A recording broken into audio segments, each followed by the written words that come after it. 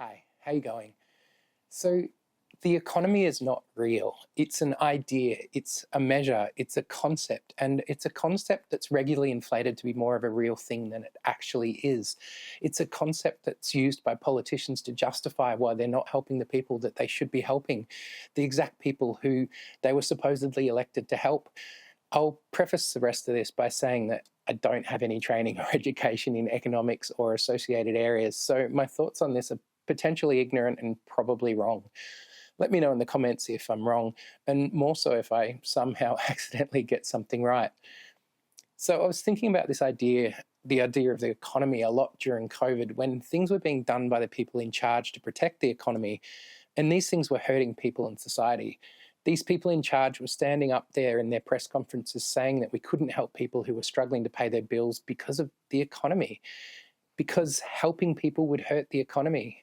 The economy needed to be protected. Instead, they let people hurt, which seemed like the worst option to me. They were talking about the economy as this thing in and of itself rather than as a concept. And it was represented as a thing that needs to be fed and nurtured and which needs regular human sacrifice. I came to the conclusion that the economy isn't something that should be worried about in and of itself as an independent thing floating away in the ether, disconnected from the goings on of the country.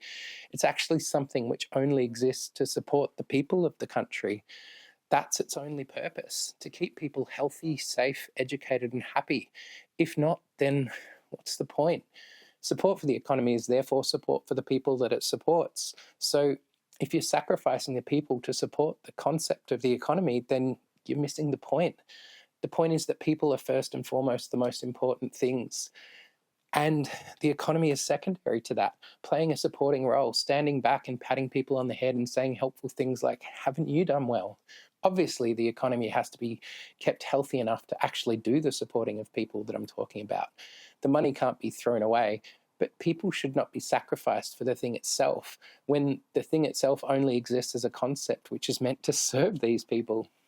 This is probably nothing new or original, and I've probably just said something that you would find in the first chapter of an introductory finance textbook, except my version is probably worse and a bit more confused. But I'd hope that, unlike the textbook, my version focuses on people over money. But I think regardless of whether or not it's true that I'm an unoriginal, incorrect hack with no idea about anything, I still think the idea is really important. People are important and should be the primary focus of the government, not this amorphous thing that does not actually exist outside a spreadsheet. This also leads to the important point that when a politician says the country cannot afford something because of the economy, that's not the actual truth. What they are in fact saying is that the thing in question is not a priority for them. It's the same idea as saying you can have anything you want, but you can't have everything you want. And in this case, the thing that they don't want is the quite reasonable thing that you're requesting.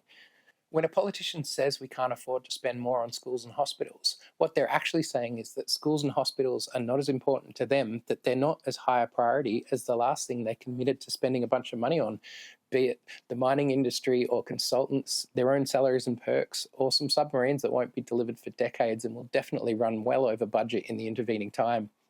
Saying we can't afford it is a way of shifting the responsibility away from their duty to provide for the people of the country and onto the person asking for the funding, attempting to make this person who is asking for adequate school funding feel guilty for asking too much from the economy.